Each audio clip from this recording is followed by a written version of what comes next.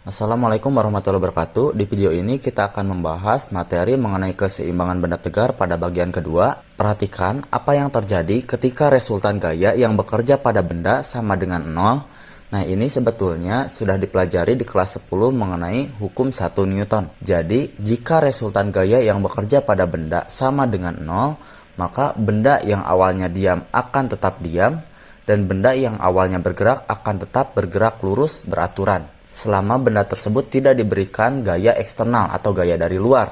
Nah, perhatikan di sini ilustrasinya, benda yang awalnya diam akan tetap diam, dan benda yang awalnya bergerak akan tetap bergerak lurus beraturan atau bergeraknya tanpa percepatan. Nah, di dalam ilustrasi ini diperhatikan bahwa benda hanya ditinjau dari gerak translasinya saja. Di dalam fisika, kondisi yang awalnya diam akan tetap diam, dan kondisi yang awalnya bergerak akan tetap bergerak lurus beraturan disebut sebagai kondisi keseimbangan atau disebut sebagai kondisi seimbang. Nah, perhatikan di sini, jika kita hanya melihat gerak translasinya saja, maka keseimbangannya disebut sebagai keseimbangan partikel. Disebut sebagai partikel karena ukurannya dapat diabaikan sehingga dapat digambarkan sebagai suatu titik materi. Nah, jadi ketika kita belajar di kelas 10 tentang gerak sebuah benda, ukuran bendanya atau bentuk bendanya tidak kita pertimbangkan. Jadi kita sebetulnya hanya menganggap benda tersebut sebagai suatu titik materi, termasuk objek yang bergerak ini. Jadi ketika kita belajar di kelas 10, kita mempelajari objek yang bergerak tanpa mempertimbangkan ukuran atau bentuk dari bendanya. Sehingga kita hanya menganggap bendanya itu sebagai benda partikel atau titik materi. Jadi keseimbangan partikel itu kondisi sebuah benda yang hanya dilihat dari gerak translasinya saja. Nah, jika suatu benda dianggap sebagai sebuah partikel atau suatu titik materi, maka akibatnya semua gaya yang bekerja pada benda yang dianggap partikel hanya menyebabkan benda bergerak translasi. Nah, jadi ingat ya konsepnya, keseimbangan partikel itu kondisi yang hanya dilihat dari gerak translasinya saja. Jadi benda yang diam akan tetap diam disebut sebagai keseimbangan statis, dan benda yang bergerak akan tetap bergerak tanpa mengalami percepatan, disebut keseimbangan dinamis.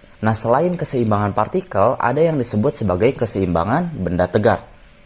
Jika pada keseimbangan partikel hanya dilihat gerak translasinya saja, pada keseimbangan benda tegar dilihat berdasarkan gerak translasi dan gerak rotasinya. Pada gerak translasi, syarat sebuah benda disebut seimbang jika resultan gayanya sama dengan 0, atau benda yang diam akan tetap diam dan benda yang bergerak akan tetap bergerak lurus beraturan. Selain dari gerak translasinya, juga ditinjau dari gerak rotasinya. Nah, syarat seimbang pada gerak rotasi yaitu jika benda memiliki resultan torsinya sama dengan 0. Artinya, benda yang diam akan tetap diam dan benda yang berputar akan tetap berputar. Contohnya seperti ini. Jadi, resultan torsi sama dengan 0, artinya benda diam akan tetap diam dan benda berputar akan tetap berputar dengan kecepatan linear dan kecepatan angulernya besarnya tetap. Jadi, itu ciri dari keseimbangan benda tegar. Jadi, kita bisa membandingkan apa yang disebut dengan keseimbangan partikel, ada yang disebut sebagai keseimbangan benda tegar. Keseimbangan partikel dilihat dari gerak translasinya saja, sedangkan keseimbangan benda tegar dilihat dari gerak translasi dan rotasinya.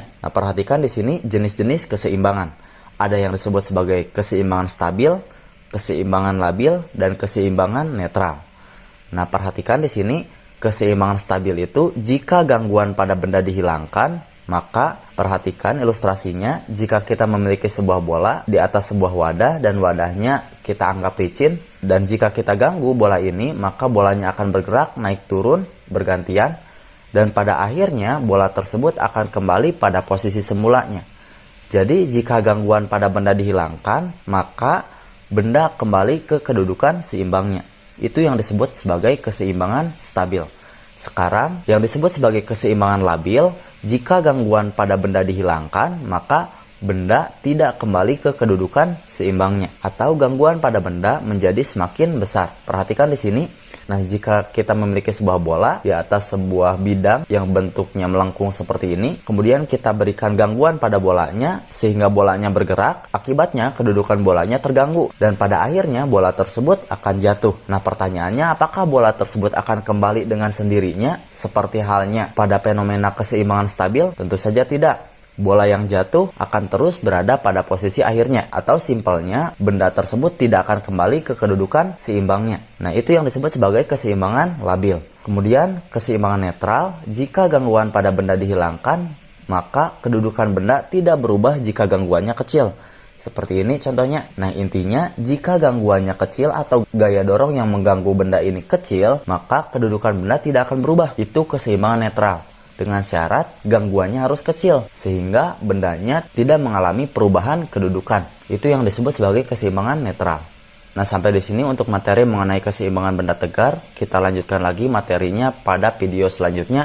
Terima kasih atas perhatiannya. Wassalamualaikum warahmatullahi wabarakatuh.